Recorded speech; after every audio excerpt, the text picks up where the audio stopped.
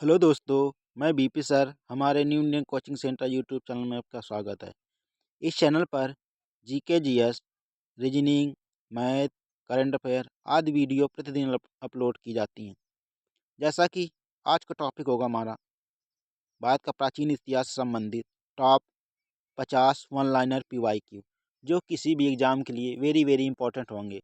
जैसा कि Uttar Pradesh police exam होने वाला है, उससे संबंधित प्राचीन इतिहास संबंधित उसमें 2 से 5 क्वेश्चन पूछे जाते हैं। तो देखते हैं कौन कौन से उत्तर प्रदेश पुलिस एग्जाम के लिए इंपॉर्टेंट बन सकते हैं, उनके बारे में बात करते हैं।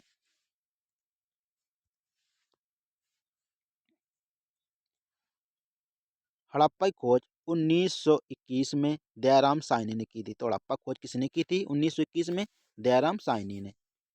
मोहनजोदड़ो की खोज 1922 में आर डी बनर्जी, रखालदास बनर्जी ने क्या किया था? खोज किया था। सिंधु सभ्यता को कांस्य युगीन सभ्यता के नाम से भी जाना जाता है।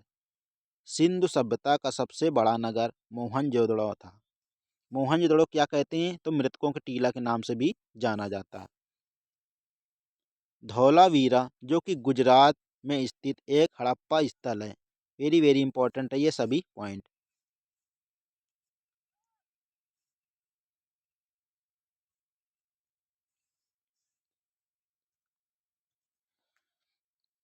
सिंधु सभ्यता की लिपि अब तक अपठित थी, मतलब पढ़ी नहीं गई थी।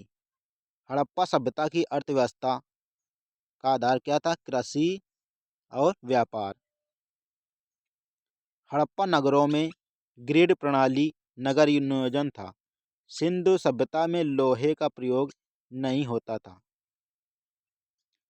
हड़प्पा सभ्यता का पतन लगभग 1900 ईसा पूर्व माना जाता है।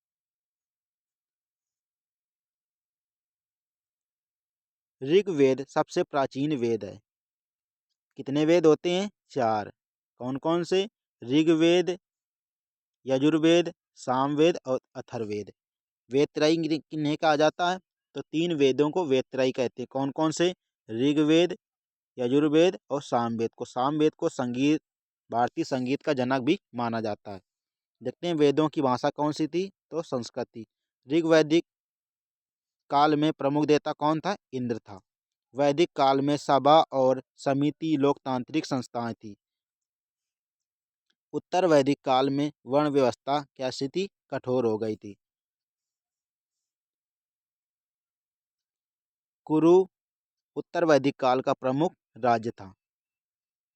गाय को ऋग्वैदिक काल में अगन्या कहा जाता था। उत्तर वैदिक काल में ब्राह्मण अरण्यक उपनिषद की रचना हुई थी। महावीर स्वामी जैन धर्म के 24वें तीर्थंकर थे। महात्मा बुद्ध का जन्म कहाँ हुआ था? लुम्बिनी। बुद्ध को ज्ञान की प्राप्ति बोध गया में हुई थी। बुद्ध का प्रथम उपदेश कहाँ पे दिया गया था? सारनाथ। जैन धर्म का प्रमुख सिद्धांत क्या था? अहिंसा। महाजनपदों की राजधानी कितनी थी? महाजनपद कितने थे? 16 महाजनपद थे। उत्तर प्रदेश में कितने माने? तो 8। उत्तर प्रदेश में महाजनपदों की संख्या 8। सबसे सबसे शक्तिशाली महाजनपद कौन था? तो मगध। वेरी वेरी इंपॉर्टेंट ये सभी पॉइंट। मगध की पहली राजधानी कौन सी थी? राजगीर, जिसे कहते हैं राजगीर भी के नाम से भी जाना जाता है। चंद्रगुप्त मौर्य मौर्य वंश के संस्थापक थे। चंद्रगुप्त मौर्य के गुरु कौन थे? चाणक्य, जिन्हें क्या कहते थे? कौटिल्य। अर्थशास्त्र की रचना किसने की थी? कौटिल्य ने अर्थशास्त्र की रचना की थी। अशोक ने कलिंग युद्ध के बाद क्या ग्रहण किया था? बौद्ध धर्म। कौन सा धर्म ग्रहण किया था? बौद्ध धर्म। कब हुआ था कलिंग युद्ध? 261 ईसा पूर्व में हुआ था। अशोक के शिलालेखों की भाषा कैसी थी? तो ये प्राकृत थी। अशोक के अभिलेख किसमें लिखे थे? तो ब्राह्मी लिपि में लिखे थे। अशोक का राज्य चिन्ह सिंह स्तंभ से माना जाता है। गुप्त वंश के संस्थापक कौन थे? श्रीगुप्त। समुद्रगुप्त को भारत का नेपोलियन के नाम से भी जाना जाता है। तो किसे कहा जाता है भारत का नेपोलियन? तो समुद्रगुप्त को कहा जाता है भारत का नेपोलियन। गुप्त काल को भारत का स्वर्ण युग कहा जाता है। किस काल को स्वर्ण युग कहा जाता है? गुप्त काल को। आर्यभट्ट ने शून्य और दशमलव प्रणाली का विकास किया था। किसने शून्य की खोज की थी? तो आर्यभट्ट ने। गुप्त काल में नालंदा विश्वविद्यालय क्या था? यह शिक्षा का प्रमुख केंद्र था। फाहियान गुप्त काल में भारत आया था। सातवाहन वंश का संस्थापक कौन था? यह सिमुक माना जाता है। सातवाहन वंश का संस्थापक कौन माना जाता है? तो सिमुक को सातवाहन वंश का संस्थापक माना जाता है।